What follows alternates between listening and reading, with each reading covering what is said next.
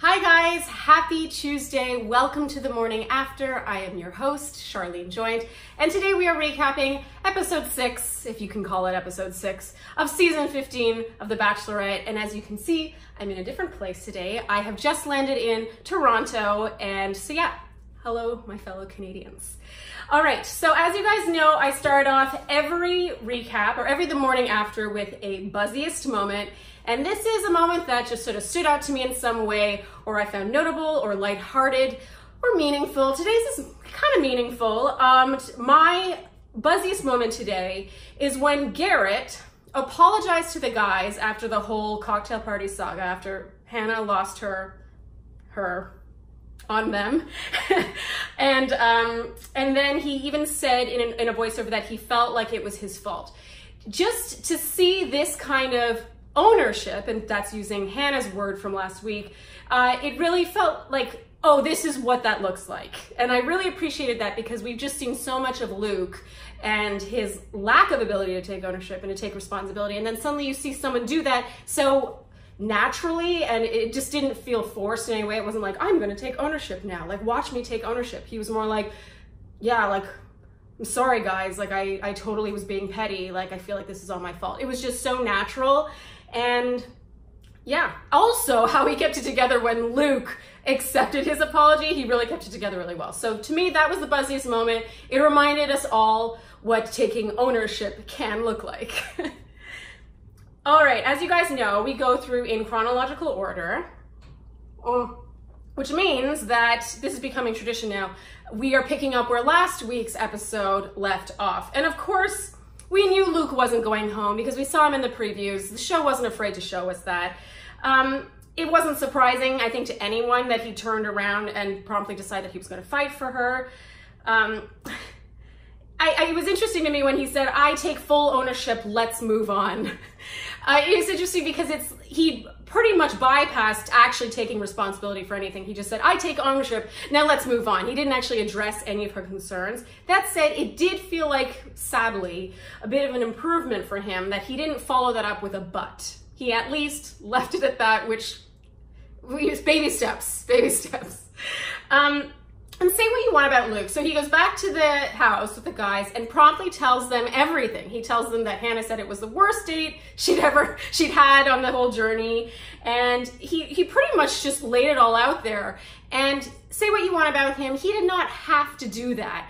And I think Luke's very interesting that way, in that he is so obsessed with his facade, again to use Hannah's word, but at the same time, he's so frank and just honest. He was also like that a couple of weeks ago when Hannah gave him one of her many scoldings to him.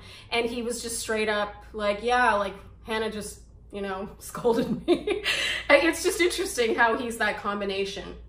Also, worth noting, it doesn't make things better that the men were clearly kept awake and forced into a man chat situation to receive Luke coming back from his date. That was no accident. The guys weren't just sitting around hanging out. They were forced to be in that situation. So you can imagine how, you know, much that could possibly warm them to Luke coming back. They already don't like him. They're forced to stay awake, and then he comes back. It's like, half of it is Luke. A lot of it is Luke, let's be honest, but a lot of it too is the circumstance. Like, they are aggravated, like aggravation built on aggravation. They're just, yeah. Okay, so then we get to the rose ceremony cocktail party. I don't normally differentiate the two, but then, you know, this cocktail party ends up being cut short. I like Garrett, I really do. I just think Garrett is very vocal a little too much of the time. I literally, all caps in my notes, cringed when Garrett took precious minutes of his time with Hannah right after her speech about opening up about serious things and wanting them to open up and wanting to open up with them, to ask which names Luke possibly or didn't mention during his one-on-one with her. It just seemed like the wrong time. It seemed like the wrong battle to pick.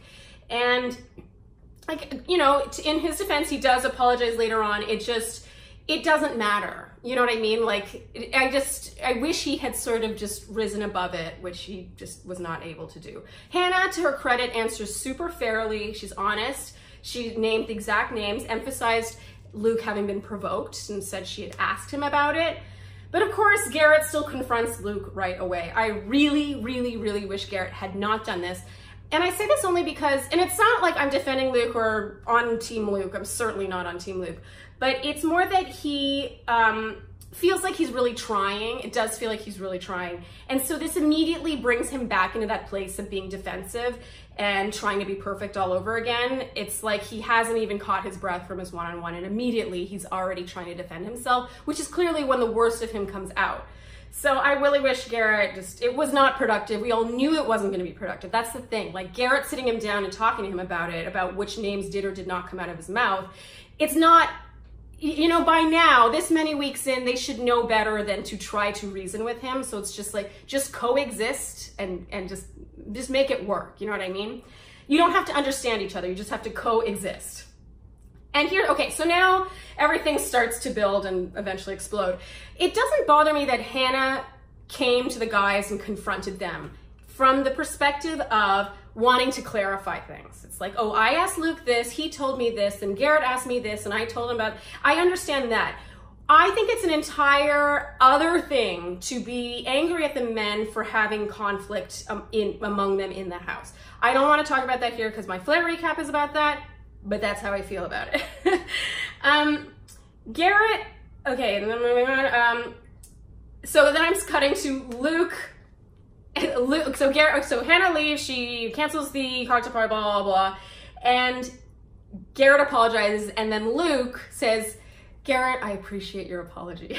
And in this moment, he shows his inability to change. He just doesn't get it. He doesn't get it.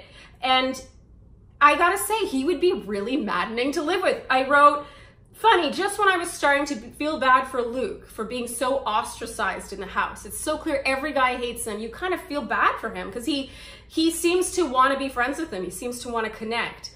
But then he pulls something like this and you're just like, that's what you're doing wrong, dude. It's really painful. Anyway, at the rose ceremony, Hannah sends Grant, Devin, and Kevin home. I wrote no surprises. I liked Grant especially because he seemed like super normal and cool and just sort of like a regular dude and you're wondering why he's there. But we didn't really see much between her and any of them. Okay, so we come to Latvia and we start off with a chat with Chris Harrison. This is the weirdest series of events now. Okay, so we chat with Chris Harrison and then we cut to Chris Harrison talking in front of the mansion and then an interview inside the mansion. And this is my question. Is anyone supposed to believe that this interview was done in real time? That they flew from Latvia back to LA so she could ponder whether or not she wants to keep going? It was so forced and staged, and they were speaking in present tense even though clearly a lot of time had passed. They would never do that. They obviously wanted to insert this moment of like, will she or won't she continue into the halfway mark? It felt so contrived and just fake and quite frankly painful, especially when we start recapping the season. I mean, we're only halfway through the season. Do we really need to recap what we saw literally an hour ago in the same episode? That actually happened. One thing that did stand out to me here was when Hannah was talking about each of her frontrunners.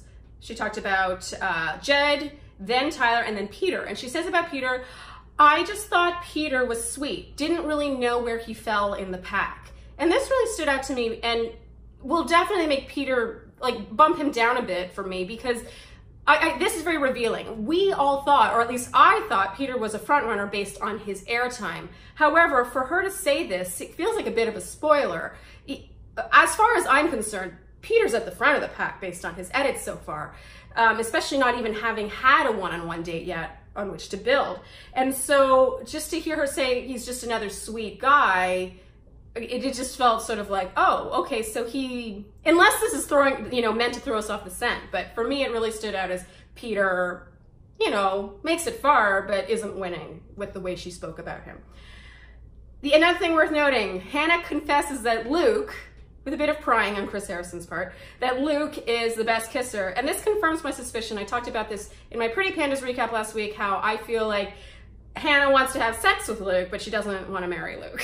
And there's a big difference there. And the fact that she admitted this confirms my suspicion on that front. yeah, she definitely has great chemistry with a bunch of the guys, but for Luke to be the best is, I think, notable. Overall, this was kind of a BS episode. Let's be honest, this was a recap episode on a show that doesn't really need to be recapped. There wasn't a ton of new content.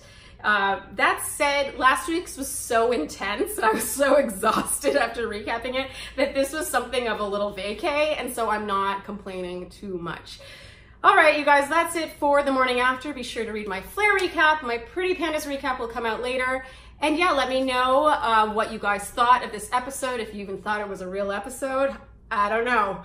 Thank you for tuning into the morning after, and I'll see you guys here next week. Bye.